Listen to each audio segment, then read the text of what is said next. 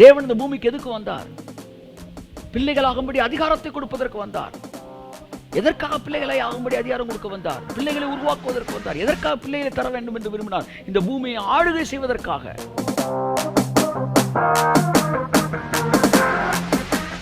இந்த பூமியின் எதிர்மறையான காரியங்களை அவர்கள் மாத்திரம்தான் துரத்த முடியும். உன்னை புரிஞ்சுக்காங்க, பிள்ளை பரிசுத்தவானா இருக்கலாம், ஆனா பரிசுத்தவான எல்லாம் பிள்ளையா மாற முடியாது.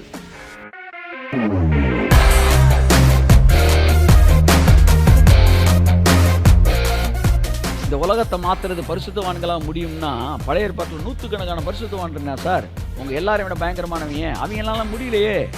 அவங்களால இந்த உலகத்தை மாற்ற முடிஞ்சிருச்சுன்னா, பிசாசு அழிக்க முடிஞ்சிருச்சுன்னா, பாவத்தை ஜெயிக்க முடிஞ்சிருச்சுன்னா, பாவத்தின் விளைவை மாற்ற முடிஞ்சிருச்சுன்னா, நரகத்துக்கு தப்பு வைக்க முடிஞ்சிருச்சுன்னா, ஏசு ஏன் வராரு? அப்ப பழைய ஏற்பாட்டில் எந்த பரிசுத்தவான்களும் செயின்ஸ் ஆஃப் காடும் செய்ய முடியாததை செய்வதற்கு தான் ஒரு சன் ஆஃப் காட் வந்தாரு. அப்ப அங்கே நீங்க புரிஞ்சுக்கணும், செயின்ஸ் ஆஃப் காடால் செய்ய முடியாது, சன்ஸ் ஆஃப் காடால் தான் செய்ய முடியும். கையை தட்டுவது.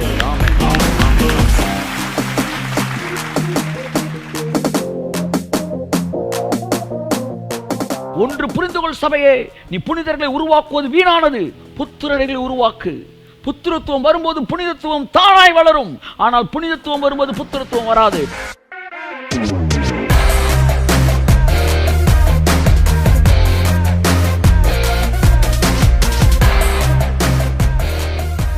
புத்திரத்துவத்தை விட்டுட்டு புனிதத்துவத்தை நோக்கி போயிட்டு இருக்கிறாங்க.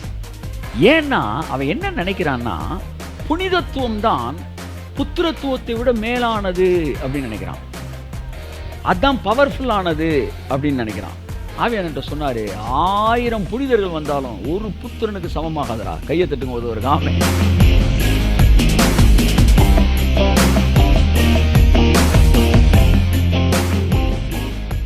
இந்த உலகத்துல பிசாசும் கூட புனிதர்களை பார்த்து பயப்படுறது கிடையாது, புத்திரனை பார்த்து தான் பயந்தான்.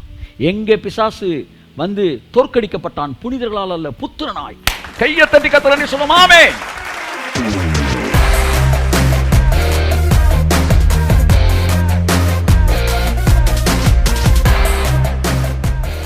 இயேசு பாடிலி டிரான்ஸ்ஃபிகர் ஆனாரு. அதை பார்த்து இவங்க மைண்டு எப்படி மென்டலி டிரான்ஸ்ஃபார்ம் ஆனான்னு சொல்றாங்க.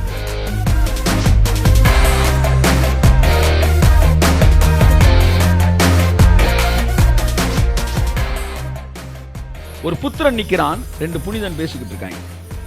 உடனே அவன் பார்த்தவன் 3 பேருக்கு ஆளுக்கு ஒரு கூடாரம் போடுவோம் அப்படின்றான். அவன் என்ன நினைச்சிட்டான்? புனிதனும் புத்திரனும் ஒண்ணு நினைச்சிட்டான். அவன் இப்படி சொன்னான் பாருங்க, வாயை திறந்து. அவங்க வந்திருந்தவங்க கூட இன்னும் 1/2 மணி நேரம் இருந்துட்டு போயிருப்பாங்க. கர்த்தர் சொன்னா, ஐயோ 3 பேருக்கு ஒரே கூடாரம், அது எப்படா புனிதனையும் புத்திரனை ஒன்னாக்குவ? அவன் 1000 தான் இருந்தாலும் புனிதன் தான்டா, நடுவில் நிக்கிறதாண்டா என் புத்திரன் அப்படின்னு கையை தட்டு. கர்த்தர்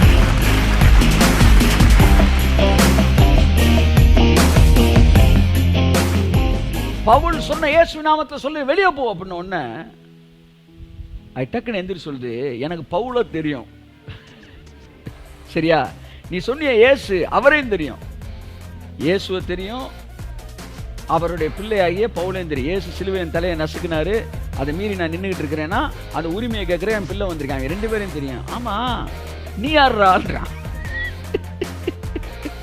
நீ யார்றா? நான் ஒரு புனிதன். நீ யார்றா? கட்ட போறேன், இப்ப நீ கட்டி இந்த வேட்டியை நான் அவுக்க போறேன்ட்டான். கொஞ்ச நேரத்துல ட்ரெஸ் எல்லாம் உறிஞ்சிட்டு நிர்வாணமா ஓடிட்டாங்க. மகனே மகளே, இந்த உலகத்தை மாற்றக்கூடிய வல்லமை, பிசாசு இந்த பேண்டமிக்கை துரத்தக்கூடிய வல்லமை புத்திரர்களுக்கு தான் இருக்கு. ஏன் பழைய ஏற்பாட்டு இந்த பரிசுத்தவான்களால, புனிதர்களால இந்த உலகத்தை மீட்க முடியல? ஆமா, புனிதர்களை நீ உருவாக்கி வேஸ்ட் மகனே. புரிஞ்சுக்க, புனிதர்களை உருவாக்கி அவனால் இந்த உலகத்தை டெலிவர் பண்ண முடியாது. அப்படின்னா உன்னை விட புனிதன் பழைய ஏற்பாட்டில் இருக்கான் யோசேப்பு, உன்னை விட புனிதன் பழைய ஏற்பாட்டில் இருக்கிறான் மோசே. இவங்களாலே விடுதலை செய்ய முடியல இந்த உலகத்தை. எங்கள் வாழ்க்கையை ஒரு கதையை போல கழித்தோம்ன்றான். யாரு? The most powerful saint, powerful prophet in old testament. யாரு?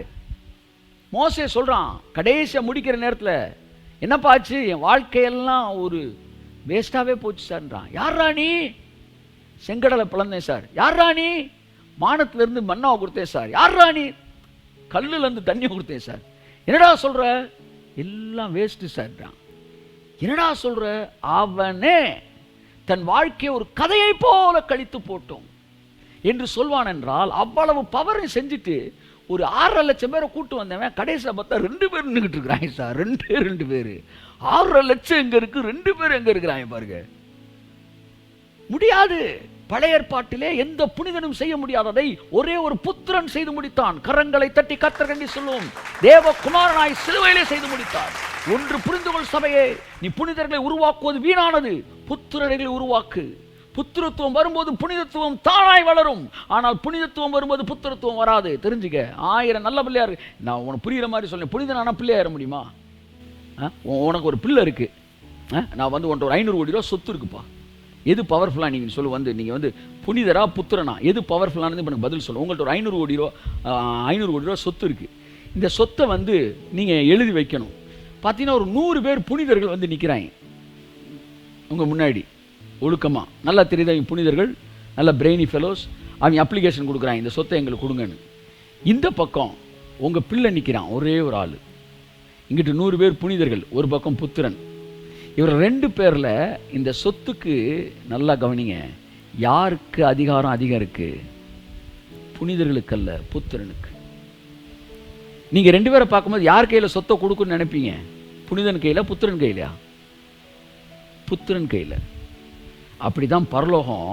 நல்லா கவனிக்கணும். நீங்கள் எப்படி புனிதனோட புத்திரன் தான் முக்கியம் நினைக்கிறீங்களோ, அப்படி தான் பரலோகம் இந்த உலகத்தை பார்க்கும்போது புனிதர்களுடைய புத்திரர்களை அதிக முக்கியத்துவம் உள்ளதாய் பார்க்கிறோம்.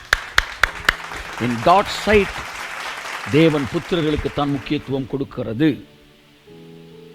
1000 பெர்ஃபெக்ட், திரும்ப சொல்றேன், நல்லா கவனிங்க. 1000 பெர்ஃபெக்ட் செயின்ஸை விட ஒரே ஒரு இம்பெர்ஃபெக்ட் சன் இருக்கான் பாருங்க, அவன் பவர்ஃபுல்லானவன்.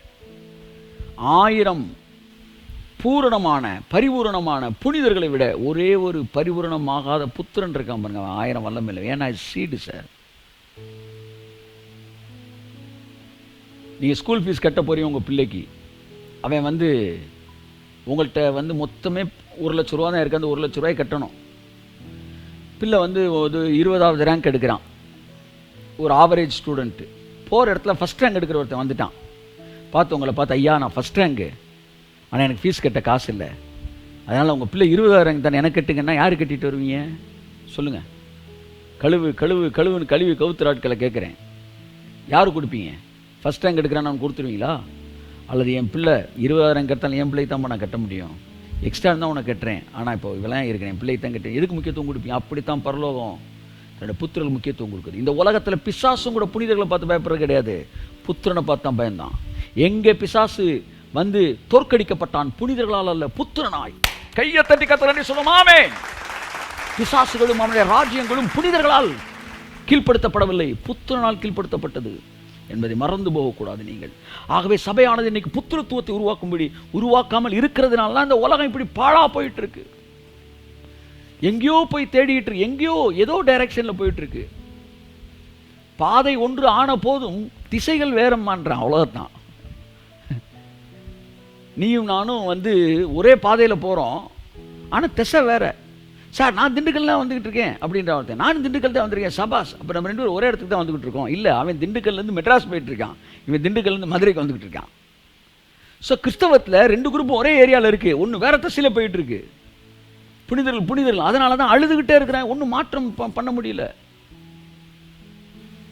புனிதன் என்கிற மனநிலையிலிருந்து புத்திரன் என்கிற மனநிலைக்கு சபையை கடந்து வா. இந்த உலகத்தை நீ ஆளுகை செய்ய முடியும் என்று நான் சொல்கிறேன். ஃபஸ்ட்டு தப்பான ஐடியா, பரலோகம் புனிதர்களுக்கு தான் பவர்ஃபுல்லாக பார்க்குது, முக்கியத்துவம் கொடுக்குது, புத்திரர்களுக்கு இல்லைன்னு நினச்சிக்கிட்டு இருக்கே, தப்பு. புனிதர்களுக்கு அல்ல, புத்திரனுக்கே முக்கியத்துவம் கொடுக்கிறது. 2வது விஷயம், பரலோகம் வந்து புனிதர்களைத்தான் வந்து நேசிக்குது, புத்திரர்கள் நேசிக்கலை, தவறானது.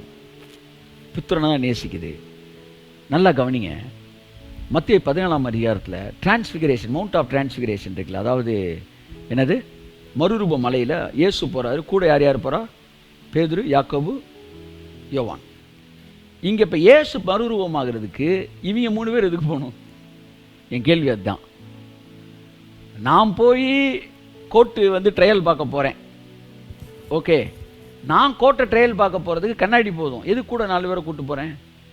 நல்லா இருக்குன்னு பார்த்து சொல்லுங்கன்னு இருக்கு. அங்கே இவங்களே பார்த்துக்காடான்னு கூப்பிட்டு போனார். இல்லை, அந்த மறுரூப மலையில் இயேசு மட்டும் மறுரூபமாகலை, இந்த 3 பேரும் மறுரூபமானாய். என்கிற அதிர்ச்சியான உண்மையை நான் சொல்கிறேன். அதனால தான் இவங்களை கூப்பிட்டு போனாங்க. உண்மைக்கே இந்த 3 பேரும் மறுரூபம் ஆயிட்டாங்க. எப்படி தெரியுமா? அவன் கண்ணை திறந்து வந்து அந்த மேலே போயிருந்தப்ப திடீரென்று இயேசு ஜெபம் பண்ணிட்டு இருக்கும்போது இயேசு அவர் சரீரம் மறுரூபமாச்சு. உலகில் எந்த வண்ணானாலும் வெளுக்கப்படாத ஒரு வெளிச்சம் அவர்களுக்குள் கடந்து வந்தது. வாசிக்கிறேன் இந்த பகுதியை. மத்தேயு 17. ஒரு வார்த்தை சொன்னால் எல்லாமே மாறி போகும். 6 நாளைக்கு பின்பு இயேசு பேதுருவும் யாக்கோபு யோவானையும் அவன் சகோதரன் யோவானையும் கொண்டு போய் தனித்திருக்கும்படி உயர்ந்த மலைக்கு போனார். அவர்களுக்கு முன்பாக மறுரூபமானார். அவர் முகம் சூரியனை போல பிரகாசித்தது, வஸ்திரம் வெளிச்சத்து போல வெண்மையாயிற்று. இயேசு பாடிலி டிரான்ஸ்ஃபிகர் ஆனார். அதை பார்த்து இவங்க மைண்டு எப்படி மென்டலி டிரான்ஸ்ஃபார்ம் ஆனாயின்னு சொல்கிறேன். அப்பொழுது மோசேயும் எலியாவும் அவரோடு பேசுகிறவர்களாக அவர்களுக்கு காணப்பட்டார்கள். யார் யார்? மோசே, எலியா. யார் இவர்கள்? புனிதர்கள். நடுவில் நிற்கிறது யார்? புத்திரர்கள். கையெழுத்துக்கும் போது புத்திரன் கையெழுத்துக்கும் போது ராமே ஒரு புத்திரன் நிற்கிறான், 2 புனிதன் பேசிக்கிட்டு இருக்காங்க. உடனே அவன் பார்த்தவன் 3 பேருக்கு ஆளுக்கு ஒரு கூடாரம் போடுவோம் அப்படின்றான். அவன் என்ன நினச்சிட்டான்? புனிதனும் புத்திரனும் ஒன்று நினச்சிட்டான். அவன் இப்படி சொன்னான் பாருங்க, வாயை திறந்து. அவங்க வந்திருந்தவங்க கூட இன்னும் 1/2 மணி நேரம் இருந்துட்டு போயிருப்பாங்க. இவன் நல்ல வாயை வச்சான். கர்த்தர் சொன்னார், ஐயோ 3 பேருக்கு ஒரே கூடாரம், அது எப்படா புனிதனையும் புத்திரனும் ஒன்றாக்குவ? அவன் 1000 தான் இருந்தாலும் புனிதன் தாண்டா, நடுவில் நிற்கிறதாண்டா என் புத்திரன் அப்படின்னு கையை தட்டு கர்த்தர் சொன்னார். அப்போ இவன் இப்படி 3 பேரும் ஒரே இடத்துல ஆண்டவரே உமக்கு ஒரு கூடாரம், மோசேக்கு ஒரு கூடாரம், எலியாவுக்கு ஒரு கூடாரம் போடலாம்னு சொல்லிக்கிட்டு இருக்கும்போது திடீர்னு ஒரு ஒளியுள்ள மேகம் உள்ள வருது. யாரை பார்த்து என்னடா சொன்ன அப்படின்ன மாதிரி உள்ள வந்து, இவர் என் நேசகுமாரன், இவரிலே பிரியமாயிருக்கிறேன். என் அருமையான சபையே, புனிதர்கள் மீது அல்ல புத்திரர்கள் மீது பரலோகம் பிரியமாயிருக்கிறது. கரங்களை தட்டி கர்த்தருக்கு நன்றி சொல்லு. சேபா ராபா காமா லாபா தீரே மேனே ஹம் துனாமா நமதியான் கரபா ரபா ரபா ரபா. He is my beloved son in whom I am well pleased. இதை பார்த்தான் பாருங்க பேதுரு. அவன் மைண்டுக்குள்ள இருந்த புனிதர்கள்ன்றதை அடிலாம் தகர்த்து, புத்திரண்டா அதாண்டா பரலோகத்துக்கு வேல்யூன்னு சொல்லி இவன் மைண்டு டிரான்ஸ்ஃபார்ம் ஆகுது. கூட இருக்க மைண்டு டிரான்ஸ்ஃபார்ம் ஆகுது. கண்டுபிடிச்சிட்டான், புத்திரன் ஆயிட்டா புனிதன் சாதாரணமாயிடலாம், ஆனால் புனிதன் ஆகி புத்திரனாக முடியாதான்னு முடிவுக்கு வரான். இறங்கும் போது 3 பேர் மைண்டும் டிரான்ஸ்ஃபார்ம் ஆயிருக்கு. 2வது தப்பான கான்செப்ட், பரலோகம் புனிதர்களை தான் ரொம்ப பார்க்குது. இல்லை புத்திரனை தான் பார்க்குது. பிசாசு புனிதர்களுக்கு பயப்படல, புத்திரர்களுக்கு தான் பயப்படுறான். அதனால தான் பழைய ஏற்பாட்டில் எவ்வளோ புனிதர்கள் இருந்தாலும் புத்திரனை பார்த்தோன்னா பயந்தான். So there is a unique difference between Moses and Elijah and Jesus. இவங்க 2 பேருக்கு அவருக்கு பெரிய வித்தியாசம் இருக்குது. அவர்கள் எல்லாம் they are saints of God. இவர் son of God. saints of God நம்மளை விடுவிக்கல, son of God ஒருத்தர் தான் நம்மளை விடுவிச்சார். ஓகே, அப்போ இயேசு எதுக்கு பூமிக்கு வந்தார்? புனிதர்களை உருவாக்குவதற்கு அல்ல, புத்திரர்களை உருவாக்குவதற்கு. எபிரேயர் 2ஆம் அதிகாரம் 13-14 வீட்டில் போய் வாசிங்க. நானும் தேவன் எனக்கு கொடுத்த பிள்ளைகளும் என்று சொல்கிறார். பிள்ளைகள் மாம்சத்தை இரத்தத்தை உடையவர்களாக இருக்க தானும் அவர்களைப் போல மாம்சத்தை இரத்தத்தை உடையவராய் மாறினார். எதுக்காக? மறுபடியும் பிள்ளைகளை உருவாக்கும்படிக்கு. அவர் ஏற்றுக்கொண்ட எத்தனை பேரோ அத்தனை பேரும் புனிதர்களாகும்படி அதிகாரம் கொடுக்கவில்லை, புத்திரர்களாகும்படி அதிகாரம் கொடுத்தார். கரங்களை தட்டி கர்த்தர் என்று சொல்லி பிள்ளைகளாக அதிகாரம் கொடுக்கிறார் கர்த்தர். ஏன்? எதுக்கு? நான் பிள்ளைகளை உருவாக்கத்தான் வந்தேன். எதுக்கு பிள்ளைகளை உருவாக்க வரீங்க? பிள்ளைகள் மட்டும் தாண்டா என்னுடைய அதிகாரத்தில் அந்த உலகத்தை மாற்ற முடியும், புத்திரர்கள் அல்ல. இது புனிதர்கள் அல்ல, புத்திரர்கள் தான் மாற்ற முடியும். நீங்க பிசாசிட்ட போய் நான் 4 நாள் ஃபாஸ்டிங் போட்டிருக்கிறேன், நான் ஜோம் பண்ணியிருக்கிறேன், மரியாதை ஏரியா விட்டு வெளியே போடா அப்படின்னு சொல்லி பாருங்க. இது எப்படி தெரியுமா இருக்கு? ஒருத்தர் லேண்டு 5 கோடி ரூபா லேண்டு, அதில் போய் இன்னொருத்தர் குடிசை போட்டிருக்காரு. சொந்தக்காரன் இங்கே நின்றுக்கிட்டு இருக்கான், இன்னொருத்தன் குடிசை போட்டிருக்கான். இப்போ சம்மந்தமில்லாம் ஒருத்தன் போய், ஏய் என்ன நீ இன்னொருத்தர் இடத்துல குடிசையை போட்டிருக்க, என்ன இன்னொருத்தர் இடத்துல குடிசையை போட்டிருக்கன்னு சொன்னால் முதல் கேள்வி என்ன கேட்பான்? சொல்லுங்க, நீ யார்ரா? அவனை எனக்கு தெரியும், இவனை தெரியும், நீ யார்ரா அப்படின்னா, இல்லை நான் ஊர் பஞ்சாயத்து, கட்ட பஞ்சாயத்து சொம்பு கொண்டு வந்திருக்கிறேன். சொம்பு இருந்தா நீ பஞ்சாயத்து பண்ண முடியுமா? நீ போடா. அதாவது பிராது பண்ணவன் அங்கேயா அவன் கேட்பான். அதாவது கேஸ் ஃபைல் பண்ணவன் இருந்தால் தான் நீங்கள் என்ன செய்ய முடியும்? நாட்டாமைட்டு போக முடியும். நாட்டாமை சும்மா நான் நாட்டாமை நியாயம் வழங்கும் போது அண்ணன் தம்பி மாமே மச்சான் பார்க்கக்கூடாதுரா அப்படின்லாம் பேச முடியாது. அதெல்லாம் அங்கே போயிடணும். நீ யாரான்னா, நீ போய் இந்த உலகத்தில் போய் இந்த உலகத்தை விட்டு, ஓ பிசாசே நான் 30 நாள் ஃபாஸ்டிங் போட்டிருக்கேனே, நீ யாரான்னு கேட்பான். உனக்கு இந்த பூமிக்கு என்னடா சம்பந்தம்? நான் ஒரு புனிதன், நீ புனிதனா இருந்துக்க, மனிதனா இருந்துட்டு போ.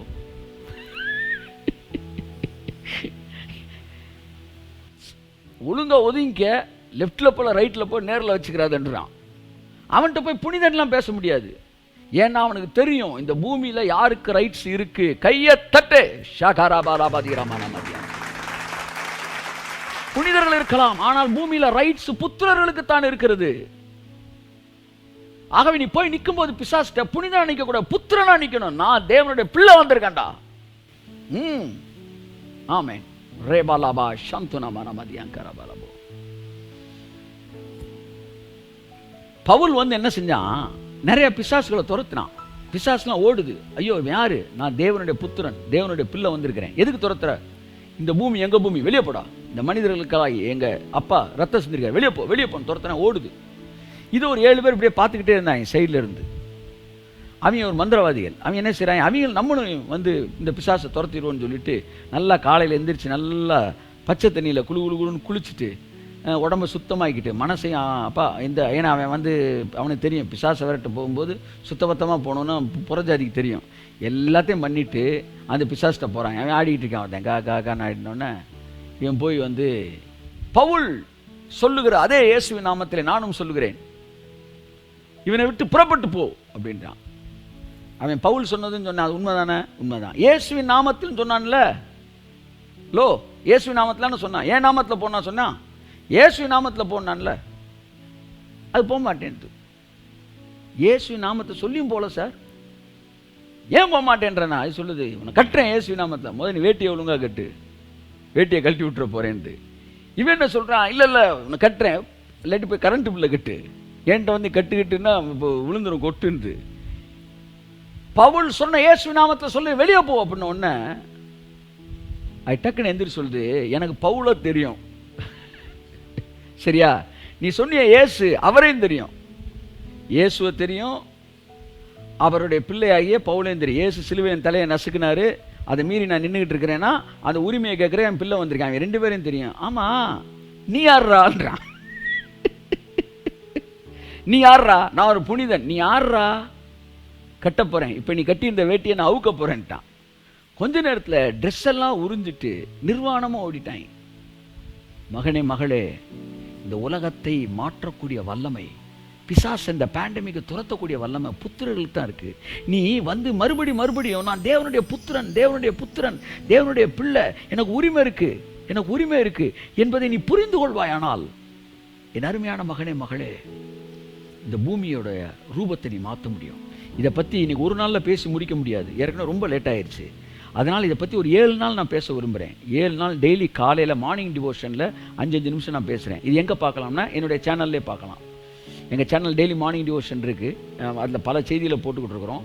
உங்களில் அநேகர் ஃபாலோ பண்ணுறீங்க.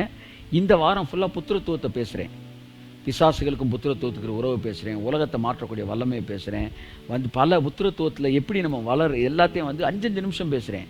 அதனால் நீங்கள் எல்லாரும் இதை வந்து தொடர்ந்து கேட்கும்படி அன்புடன் அழைக்கிறேன். கர்த்தர் உங்களை ஆசீர்வதிப்பார். என் அன்புக்குரியவர்களே, ஸோ நான் எங்கே இருந்தேன்? அதாவது புத்திரத்துவம் மட்டும்தான் இந்த உலகத்தை மாற்றக்கூடியது என்பதை சொல்லுகிறேன். சபையோட பெரிய பிளண்டரு புனிதர்கள் தான் கடவுளுக்கு பெருசாக தெரிவாங்க, தப்பு பண்ணுற புத்திரன் தான் பெருசாக தெரிவாங்க. அப்போ சபை மக்களை என்ன செய்யணும்? அவர் ரத்தத்தில் நீ மீட்கப்பட்டிருக்கிற, அவருடைய கரையத்தில் நீ பரிசுத்தமாக்கப்பட்டிருக்கிற, நீ பூரணராக்கப்பட்டிருக்கிற, நீ அவரோட பிள்ளை, உன்னை ரத்தம் சிந்தி உன்னை அடாப்ட் பண்ணியிருக்காரு கர்த்தர். நல்லா தெரிஞ்சுக்கங்க.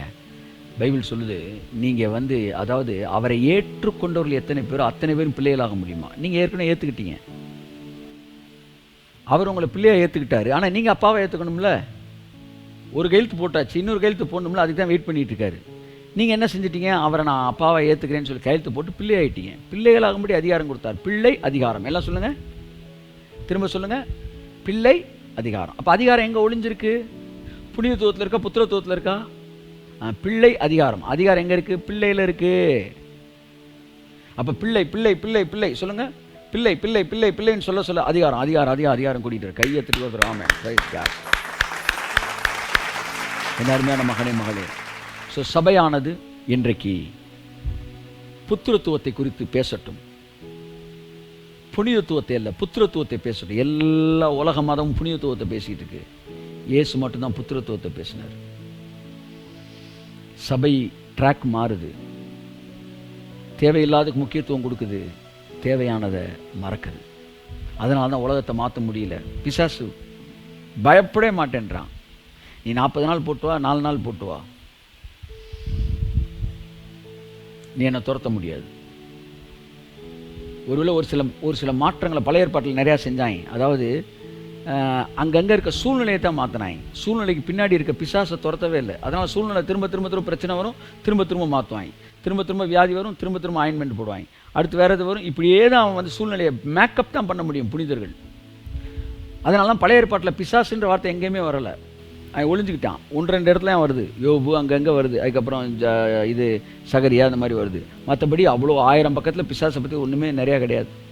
ஆனால் புதிய ஏற்பாடு தொடங்கின உடனே ஒரு 20 பக்கத்தில் பிசாசு பிசாசு பிசாசுன்னு 1000 வருது. என்ன ஆண்டவரே அப்படின்னா, அவன் எல்லாம் பிசாசில் டீல் பண்ண முடியாது. அந்த பிரச்சனையெல்லாம் டீல் பண்ணாங்க.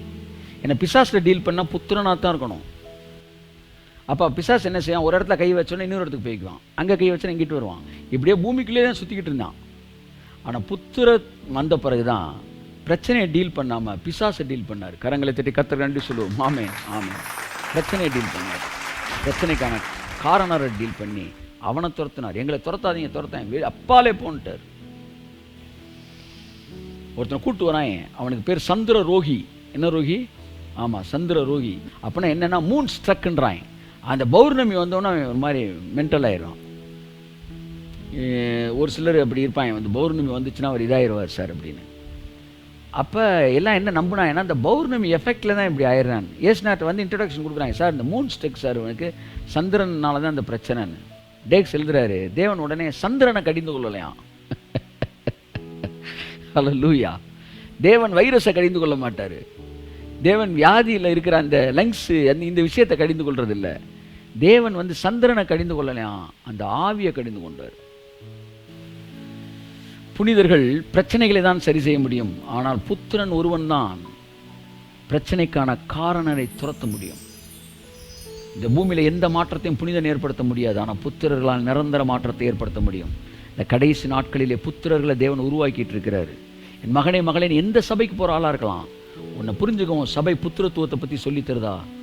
உரிமையையும் உனக்கு இருக்கிற சட்டப்பூர்வமான உரிமையும் பிள்ளைகளுக்கு அதிகாரத்தையும் சொல்லி கொடுத்தா அது சரியான சபை. இல்லை உன்னை புனிதனாக்கிறதா பேசிக்கிட்டே இருந்துச்சுன்னா எங்கேயோ மிஸ்டேக் பண்ணுற. புரிஞ்சுக்க, அவர்களால் இந்த உலகத்தில் எந்த மாற்றத்தையும் ஏற்படுத்த முடியாது. கண்ணீரோடு சொல்லுகிறேன், கோபத்தோடு அல்ல.